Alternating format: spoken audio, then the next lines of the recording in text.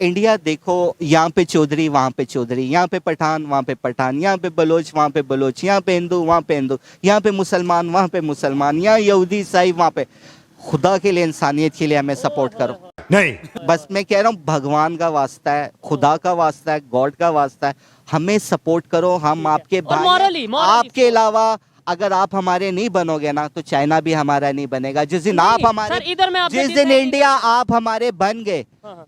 हम नहीं, अपने आप के भी इधर बन मैं जाएंगे, आपसे आपके disagree भी। करता कौन है ये लोग?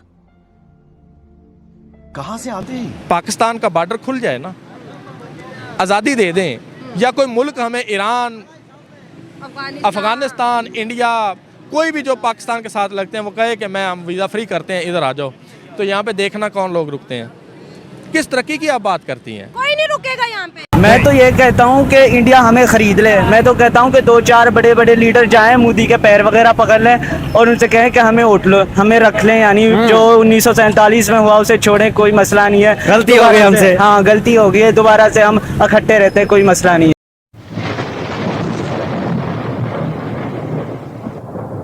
नमस्कार दोस्तों, क्या हाल है? होप करता हूँ कि आप ठीक होंगे और स्वागत करता हूँ आपका हिंदुस्तान डॉट में। दोस्तों, अब पाकिस्तान का हाल बहुत बुरा हो गया है।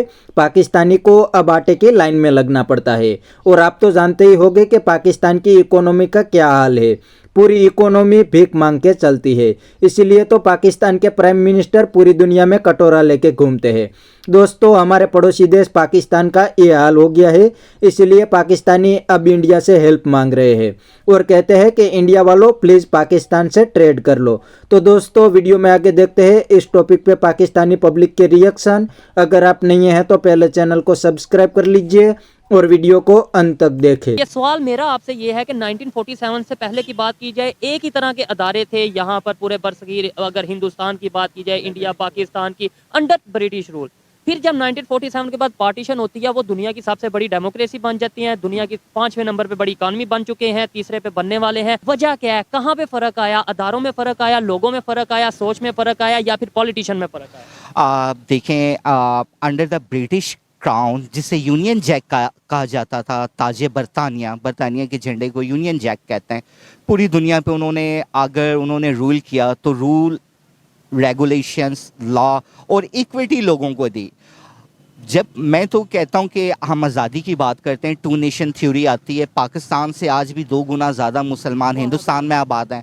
जब आप 2 कौमी नज़रिया की यहाँ पे बात करते हैं, वो उनको कहते हैं कि get out from India because it is जय हिंद। जैसे यहाँ पे कहते हैं इस्लाम के नाम पे बना, अगर हमें राइट है, हम कहते हैं कि इस्लाम के नाम पे बना, उन्हें राइट है, वो हिंदुत्व की बात करते हैं। लेकिन वो फिर भी सेकुलरिज्म की बात करते हैं। मैं देखें, आप मुझे पाकिस्तान की हिस्ट्री में कोई प्रेसिडेंट दिखाइए जो हिंदू, क्रिश्चियन या जियो, हालांकि कॉन्स्टिट्यूशन में लिखा है सब है। उनके डॉक्टर अबुल कलाम देखें, जो उनके न्यूक्लियर साइंटिस्ट थे, ही इज़ मुस्लिम। अगर आप उनकी हिस्ट्री उठा के देखें तो वो इतने कट्टर मुस्लिम थे कि आप सोच भी नहीं सकते। लेकिन उन्होंने अपने मज़हब से कभी सोसाइटी को डैमेज होने नहीं दिया।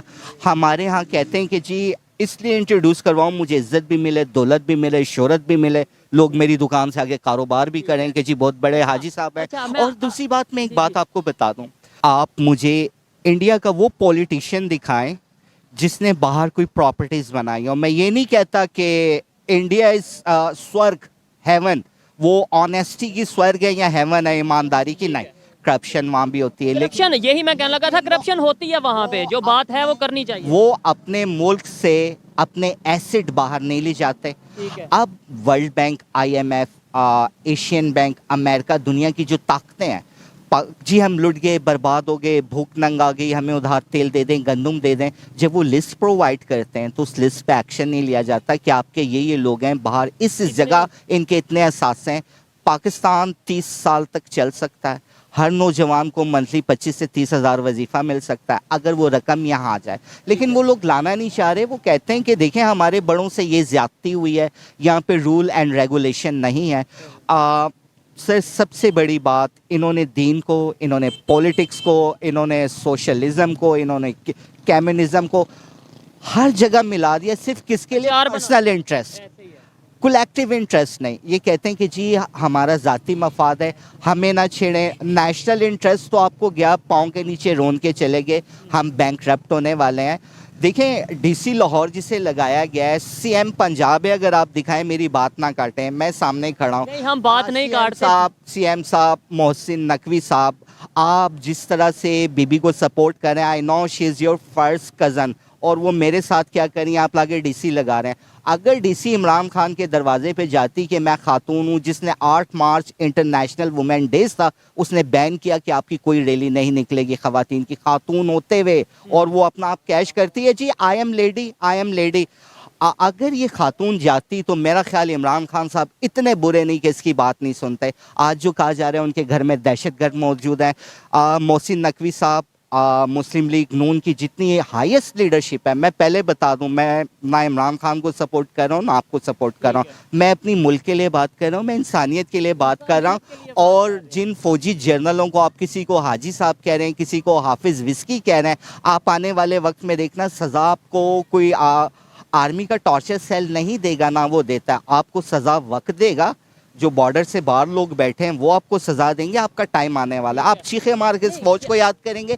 और मोहसिन नकवी साहब, आप दो तरफ मुल्क को लेके जा रहे हैं, एक सेक्रेटेरियनिज़म जिसे फ़िरका वाराना फसादात कहते हैं, आप एक उस तरफ ले जा रहे हैं, एक तरफ आप Talibanization, Pashtun, Punjabi difference, we are not one, we are different regarding our culture, our languages, आप बहुत बुरा कर रहे हैं। मैं कहता हूँ आपके होते हुए मैं आज क्वेश्चन मार्क लगा रहा हूँ कि आप लोग क्या कर रहे हैं, आप लोगों को नज़र नहीं आ रहा? ठीक है, लोग यूनिफिकेशन की तरफ जा रहे हैं और हम यहाँ पे मज़हब के नाम पे लड़ रहे हैं, हम यहाँ पे फ़िरका वारियत के नाम पे लड़ रहे हैं। कैसे बेहतरी कैसे आ सकती है? और आपसे बात करने का मकसद ये है, मैंने आपसे रिक्वेस्ट की कि हमें 5-10 मिनट चाहिए, मकसद ही चौधरी सोहेब रहमतुल्लिल आलमीन खातमुल अंबियीन आन हज़रत मोहम्मद मुस्तफ़ा सल्लल्लाहु अलैहि वसल्लम, हम मज़हब की बात करते हैं उनसे जोड़ के और रब्बुल आलमीन के नाम से, तमाम अंबिया कराम अलैहिस्सलातु वस्सलाम के नाम से। ये सामने हज़रत मौज बाबा दरिया रहमतुल्लाह अलैह का मज़ार है। आप मुझे दिखाइए यहाँ पे कोई शख्स रोटी लेकर, आधी रोटी लेके, क्या आज मैंने पूरे दिन में एक रोटी कमाई है और आधी रोटी मैंने खा ली है, आधी रोटी की किसको ज़रूरत है? ये इस्लाम मुझे। अच्छा,